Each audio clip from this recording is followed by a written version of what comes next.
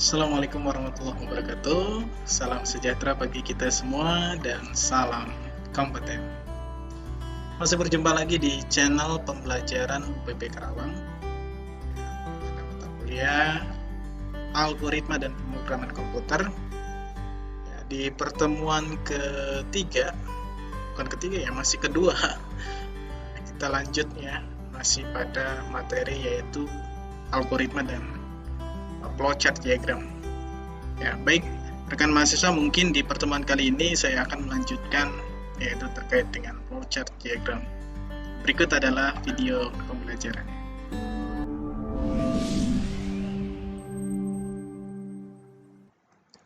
Ya, rekan mahasiswa, terkait dengan flowchart diagram, mungkin di mata kuliah lain juga belajar ya mengenai flowchart. Ya, di sini saya sedikit menyampaikan apa terkait dengan flowchart diagram.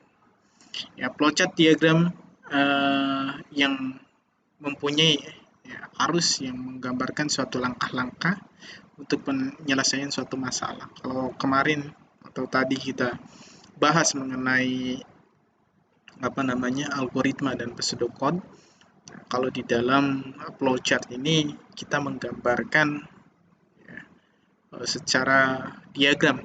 Ya, kalau kemarin tertulis, kalau sekarang dia secara dalam bentuk gambar atau diagram. Nah, ini juga untuk menyelesaikan suatu permasalahan, biasanya kita buatkan alur atau urutan yang ditunjukkan atau disimbolkan dengan tanda arus atau panah. Ya. Merupakan cara penyajian dari suatu algoritma. Ya, ada dua macam flowchart. Ya. Nah, dua macam flowchart ini ada sistem flowchart, ada program flowchart. Kalau sistem flowchart ini untuk proses dalam sistem dengan menunjukkan alat media input, output, serta jenis media penyimpanan dalam proses pengolahan datanya. Ini sistem flowchart-nya. Kalau untuk program flowchart, ini urutan instruksi yang digambarkan dalam simbol tertentu untuk memecahkan masalah dalam suatu program. Nah, kalau di sini mungkin bahasanya lebih mendalam ke dalam segi teknis ya. Dari sisi teknisnya mungkin di sistem flowchart ini akan jauh lebih mendalam. Nah, biasanya di dalam sistem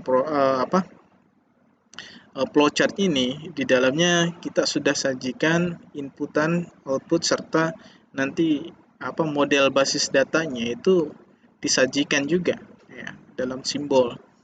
Nah, tapi kalau di dalam instruksi atau gambar yang menggambarkan suatu algoritma ya di dalam program ini nggak perlu ya simbol yang detail ya. Ini cukup dengan simbol-simbol atau instruksi yang sifatnya adalah sederhana. Gitu ya. Ini perbedaan antara flowchart system dengan flowchart program. Oke. Nah, berikutnya adalah definisi. Kita mulai masuk ke definisi flowchart. Ya, definisi dari flowchart ini merupakan bentuk atau gambar diagram yang mempunyai aliran dua arah secara sekuensial, ya, baik satu maupun dua arah. Ya, ini sifatnya sekuensial. Nah, kegunaannya untuk mendesain program, untuk merepresentasikan program. Mendesain program artinya desain di sini bukan menggambar mock-up, bukan ya, tapi mendesain algoritma atau alur daripada program tersebut. Ya, ini untuk merepresentasikan program tentunya juga sama ya. Oke. Nah, kemudian maka flowchart harus dapat merepresentasikan komponen-komponen dalam bahasa pemrograman. Ya, sebelum pembuatan program. Jadi di sini flowchart itu harus menggambarkan komponen-komponen apa saja yang nantinya akan diimplementasikan ke dalam bahasa pemrograman. Ya. Ini merupakan pemrograman dalam menentukan alur logika dalam program biasanya ya. Kita kalau belajar bahasa pemrograman pasti di dalamnya akan menemukan yaitu logika ya, logika dari program tersebut. Ya, untuk running bagaimana, untuk proses bagaimana, untuk memilih kondisi bagaimana, untuk melakukan perulangan bagaimana, yaitu tergantung daripada logika yang dimasukkan ke dalam program. Ya, karena program itu buatan manusia. Kembali lagi ya, manusianya harus benar, baru programnya canggih. Begitu ya. Sudah pembuatan program, ya, sesudah pembuatan program, maka berikutnya adalah menjelaskan alur program kepada orang lain. Nah ini, ya kalau ada proyek, ya, arsitektur itu nggak langsung buat rumahnya, tapi gambarnya dulu kan ya. Nah, dari gambar tersebut ya bisa menentukan berapa nih material yang dibutuhkannya, begitu kan ya, dengan estimasi biaya sekian, sehingga hasilnya antara estimasi biaya dengan apa namanya material ini sinkron, artinya tidak besar pasak daripada tiang ya. Banyak kebutuhan yang dibeli ternyata nggak kepake ya kan, atau bahan-bahan bangunan yang dibeli ternyata kepakainya cuma sebagian, itu salah ya. Nah begitupun dengan program, ya harus bisa menjelaskan nih alur program ini untuk apa dan bagaimana, sehingga ini dapat menyelesaikan atau tidak permasalahan tersebut, atau ini sesuai tidak dengan keinginan daripada konsumen ya di dalam pembuatan programnya. Maka juga bisa dibuatkan dalam bentuk flowchart. Nah, berikutnya simbol-simbol flowchart. Ya, flow direction symbol atau simbol penghubung alur. Ya, ini ada proses simbol ya, atau simbol proses, kemudian ada input, output symbols. Ya, ini merupakan jenis-jenis simbol dari flowchart ya, flowchart diagram. Ada flow atau alur, ada simbol processing, ada input dan output. Kalau input dan output sama simbolnya ya. Oke. Kemudian secara garis besar unsur-unsur pemrograman adalah input, proses, output. Nah, semua bahasa pemrograman pasti mempunyai komponen input, proses, dan output. Ya, komponennya pasti sebagai berikut ya. Nah, input biasanya dengan menggunakan scanf ya, kalau dalam bahasa pemrograman. Ya. Kemudian percabangan biasanya kita akan menentukan yaitu dengan if ya, percabangan itu decision ya. Ya, percabangan itu ya nyabang ya, menentukan proposisi mana yang tepat ya. Artinya proposisi yang benar atau yang salahnya itu ya dengan if, atau bisa juga dengan menggunakan switch. Kalau if ya kita temannya adalah else. Nah, kalau switch berarti temannya adalah case ya kan. Ketika ada if pasti ada else, ketika ada switch pasti ada case gitu ya. Berikutnya adalah perulangan. Perulangan itu ada while, ada for each, ada loop ya. While itu artinya perulangan yang dilakukan setelah proses itu dilakukan, baru diulang ya. Kemudian for ini diulang dulu baru diproses, begitu ya, perbedaannya bolak-balik ya. Nah kemudian looping ya, ini sama juga ya, ini sorry, for sebenarnya ada dua ya, yang intinya itu while dan for ya. Ini merupakan bagian daripada loop atau looping ya. Kalau yang di bahasa pemrograman yang nanti kita pelajari cuman while dan for ya.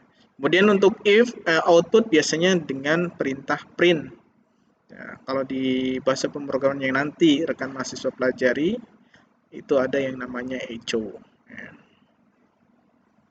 Gitu ya, ini dasar saja sih sebetulnya. Nah, berikut adalah simbol-simbol flowchart nih ya, ini keterangannya, kemudian ini lambangnya. Mulai ya, atau selesai biasanya dengan simbol oval ya, bulat oval seperti ini ya, atau terminator bahasanya ya. Kemudian aliran data ini biasanya dengan menggunakan panah ya, panah yang berpanah gitu ya, jangan garis saja. Input atau output biasanya dengan menggunakan jajar ginjang seperti ini ya, jajar ginjang ya seperti itu ya. Kemudian proses ya dengan menggunakan persegi panjang Ya, ini adalah simbol untuk proses, atau segi 4 juga sama saja sebetulnya. Oke.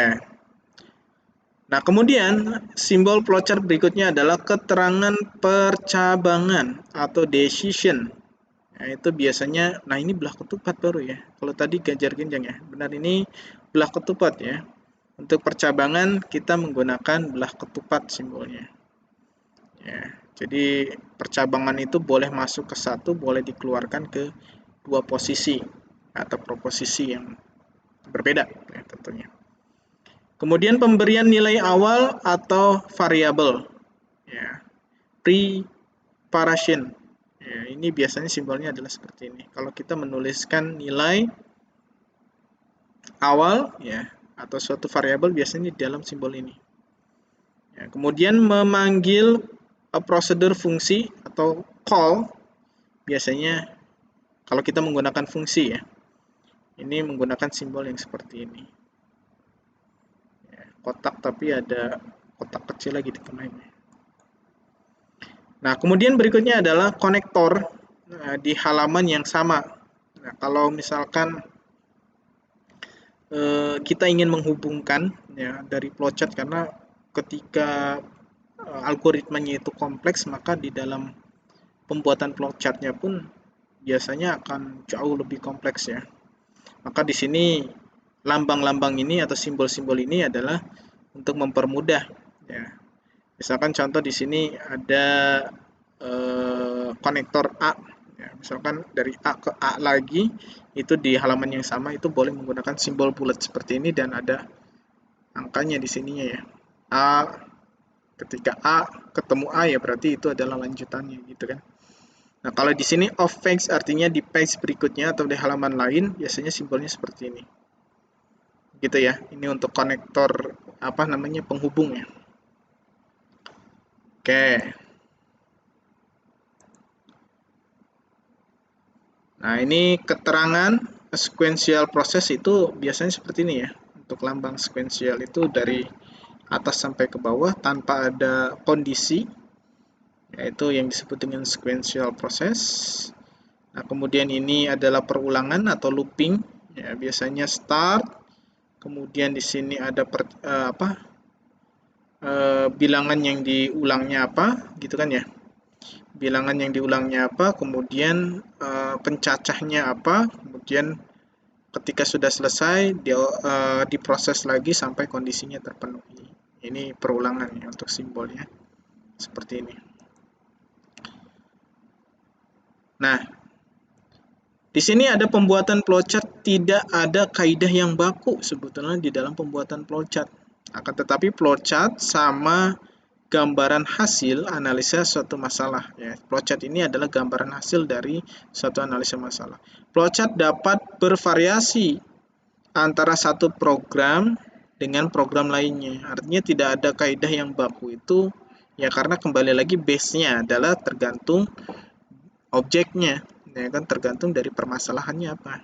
Makanya flowchart itu tidak ada yang sama, ya harusnya gitu kan ya, antara satu program apa namanya satu algoritma dengan algoritma lainnya, gitu kan ya.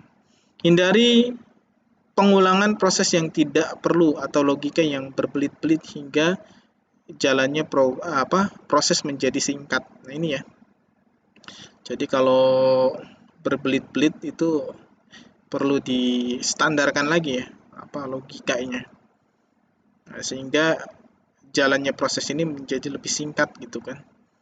Artinya singkat ini ya kalau ada cara lain kenapa cara yang ribet ya, kalau ada cara yang sederhana kenapa harus pakai cara yang ribet gitu. Ya, contohnya kayak misalkan kita mau ke UBP. Ke UBP dari arah misalkan Kelari ya, Kelari ke UBP. Nah, katakanlah dari terminal ya patokannya. Ya, bisa lewat lingkar luar, bisa lewat dalam, ya kan? Nah, kira-kira arah yang dari terminal itu lebih cepatan lewat lingkar luar atau lingkar dalam? Nah, kalau yang lebih cepat adalah menggunakan lingkar dalam, ya kan, atau dalam kota, kenapa harus keluar gitu kan. Walaupun ya sama saja, bisa masuk-masuk juga ke UBP gitu kan, bisa sampai juga ke UBP, asalkan tahu aja jalannya, gitu kan ya.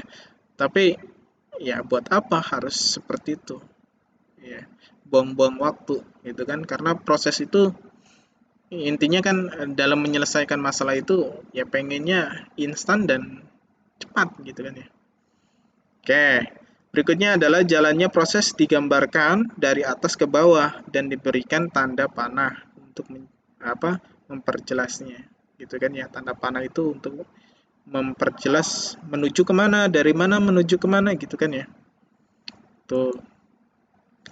Nah, ini pembuatan flowchart ya, contohnya selalu dimulai dengan begin. Ya, begin itu mulai, end itu selesai gitu kan ya. Jangan lupa menggambarkan garis ke sini ya, ke end-nya itu harus dengan panah. Kalau kayak gini, ini garisnya kemana? Ke atas apa ke bawah? Nah, ini ambigu kan? Harus dijelaskan atau ditegaskan yaitu dengan menggunakan panah di ujungnya. Gitu ya. Oke, ini juga sama nih. Ya. Oke, nah ini untuk simbol proses ya, tadi simbol input output. Nah, ini inputnya. Mulai, input, ya. Setelah mulai dan input, proses. Proses itu kan kotak ya, segi panjang. Ya, setelah proses selesai, baru ke output. Output sama kan dengan input, lalu end. Nah, ini harus ada panahnya ya. Ini contohnya nggak ada panahnya nih. Harusnya ada panahnya, yang sehingga sampai ke end. Begin ke end. Oke. Contoh flowchart diagram. Di sini ada problem menghitung luas persegi panjang. Nah, algoritmanya adalah masukkan panjang P itu 2 ya. P masukkan luas atau L yaitu panjang kali lebar, kemudian cetak hasilnya. Nah, sini cara pembuatannya. Mulai masukkan P, masukkan L ya. Kemudian L sama dengan I ya ini ya. Masukkan P, masukkan I, kemudian L sama dengan P kali I. Gitu ya, P kali I, kemudian tulis L-nya berapa atau hasilnya, kemudian selesai. Inputnya adalah ini. Ada 2 input kan, ya kan? Lalu ada satu proses, kemudian hasilnya pun ada satu hasil. Nah, selesai. Nah, ini adalah contoh daripada flowchart yang sederhana secara sekuensial. Oke, berikutnya adalah flowchart bilangan ganjil 1 sampai 100 yang tadi saya sudah bahas terkait dengan algoritma ya. Start 1 sama dengan I sama dengan 1 ya kan. I mod 2 sama dengan ini adalah artinya mod ini hasil ini sama dengan 1. Gitu ya. Sama dengan 1. Jika sama dengan 1 maka ya, misalkan tampilkan I sama dengan I plus 1. Berarti I ini akan melakukan apa namanya? Penentuan ya kan, proses menentukan bilangan ini adalah bilangan ganjil atau genap. I lebih besar daripada 100. Nah, ini ada looping. Ya, looping di bawahnya. Jadi ketika I belum sampai 100, maka dia akan melooping.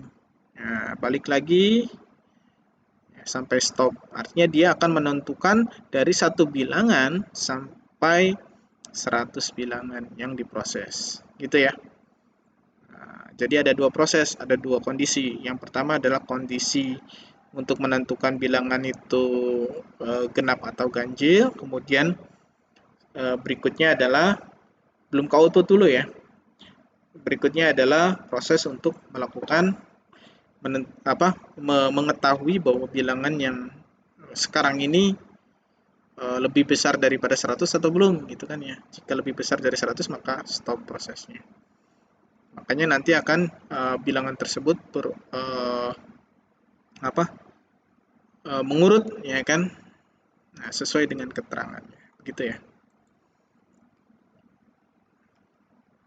Ini juga contoh sama ya, bisa dipelajari ya oleh rekan mahasiswa. Nah, kemudian yang tadi ya, ini fungsi konektor nih ya. konektor. Nah, ini digunakan di sini ya. Nah, ketika algoritmanya kompleks, maka ini bisa saja tampilannya seperti ini, ya kan? Start, ya kan? Punya uang, mau disimpan di bank. Nah, ini kan decision ya. Tidak, maka di sini belanjakan uang. Ada uang sisa apa ini? Belanja? Nah, tidak, kalau tidak uang tersebut kurang, ya kan? Uang tersebut kurang untuk ketika mau dibelanjakan lagi uang tersebut kurang, tidak, ternyata dia tidak, balik lagi kemana nih panahnya, ya kan, ke N, ya selesai berarti, ya, dan seterusnya. Kalau misalkan di sini kurang, maka ambil lagi, ya, kondisi Y itu ya, kalau T itu tidak ya, di sini pakai bahasa Indonesia. Jika kurang uangnya, maka ambil uang di bank, ya, sebanyak nominal yang dibutuhkan. Ya, A berarti ke sini, ya kan, transaksi debit, ya, deposit, ya kan. Kemudian transaksi withdraw, ya, sebanyak apa uang yang dibutuhkan, gitu ya, dan seterusnya, ya, sampai proses itu selesai. Nah, ini tentunya akan menemukan banyak sekali kondisi nanti berikutnya, rekan mahasiswa ya. Nah, ini juga yang lebih kompleks lagi. Silakan untuk dipelajari ya. Coba dulu untuk membaca alur prosesnya. Ya, kalau sudah paham, nanti insya Allah kedepannya akan bisa membuatkan flowchart dengan situasi dan kondisi yang kompleks. Begitu ya. Oke, terima kasih rekan mahasiswa. Mungkin itu yang bisa saya sampaikan di pertemuan kali ini ya, terkait dengan flowchart diagram. Ya, mudah-mudahan bisa bermanfaat, dan jangan lupa untuk jika ada yang kurang paham atau ingin ditanyakan bisa diisi ya kan pada forum diskusinya perihal dengan pertanyaannya ya sesuai dengan topik pembahasan di pertemuan kali ini, yaitu algoritma dan flowchart diagram ya rekan mahasiswa. Dan jika teman-temannya ingin membantu untuk menjawab, silakan juga untuk membalas ya kan chat atau diskusi rekannya di dalam forum diskusi yang disediakan di Buana Online Course.